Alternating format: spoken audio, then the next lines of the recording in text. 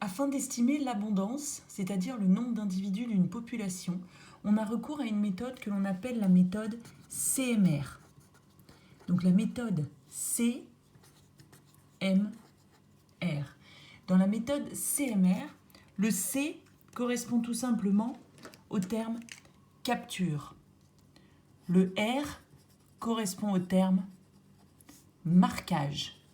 Et enfin, le R correspond au terme recapture. Voyons de plus près avec le schéma ci-dessous à quoi correspond cette méthode et en quoi elle va nous permettre de déterminer l'abondance d'une population. Donc ici, ce que vous visualisez, c'est tout simplement une population dans un milieu fini avec N individus. N, c'est tout simplement le nombre d'individus de la population et c'est tout simplement la valeur à estimer. C'est notre inconnu. Pour estimer cette valeur, qui est trop difficile à estimer puisque trop élevée, nous allons tout simplement faire ce que l'on appelle un échantillonnage. C'est-à-dire qu'on va prélever dans la population un certain nombre d'individus. Ces certains nombres d'individus, ce sont des individus que l'on a capturés. Une fois qu'on les a capturés, ces 5 individus, on va tout simplement les marquer.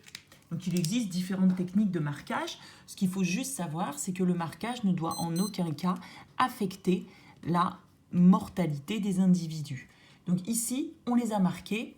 Et ces individus, ces 5 individus marqués, correspondent à M. Ce sont donc les individus qui vont être marqués après une première capture. Une fois qu'on a ces 5 individus marqués, comme le montre cette flèche, ils vont être renvoyés, relâchés plutôt, dans la population initiale. Une fois qu'ils sont relâchés dans la population initiale, on les laisse se mélanger dans cette population initiale, retourner dans leur localisation, leur lieu de vie, et puis au bout d'un certain temps, ça peut varier, ce que l'on va réaliser, c'est qu'en fait, on va faire une deuxième capture. Donc là, je vais représenter les individus marqués qui sont toujours dans la population. Alors on espère évidemment qu'entre la première et la deuxième capture, il n'y ait pas eu trop de mouvements migratoires ou de mortalité dans la population. Sinon, bien évidemment, il va être difficile d'appliquer cette méthode CMR pour estimer la valeur N.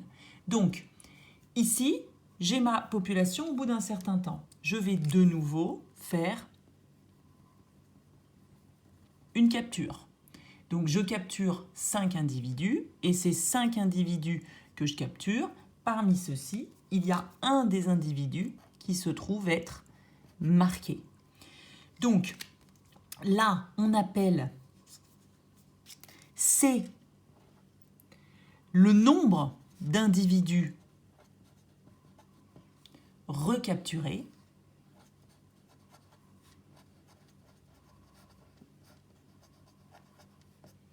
Et on appelle R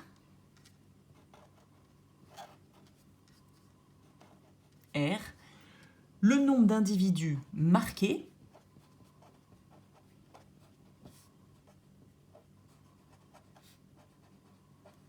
lors de la deuxième capture.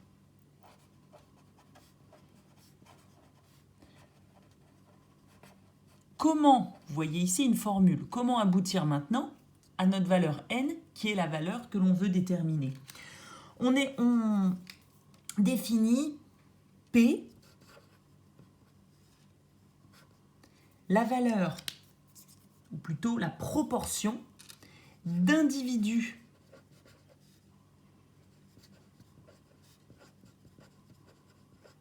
marqués au sein de la population.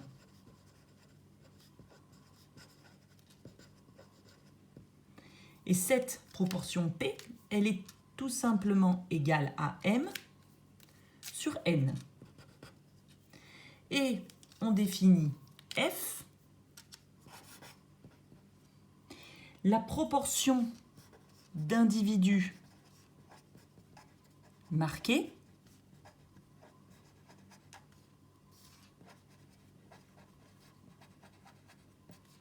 dans l'échantillon, au sein de l'échantillon de recapture.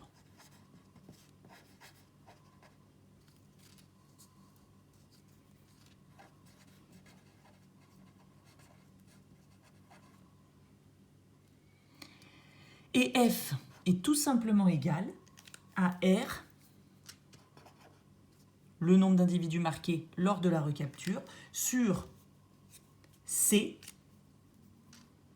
le nombre d'individus recapturés.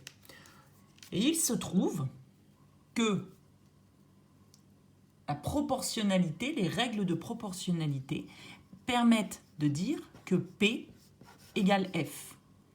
Donc,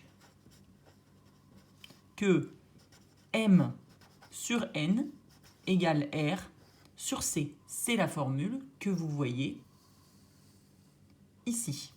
À partir du moment où on a cette relation, M sur N égale R sur C,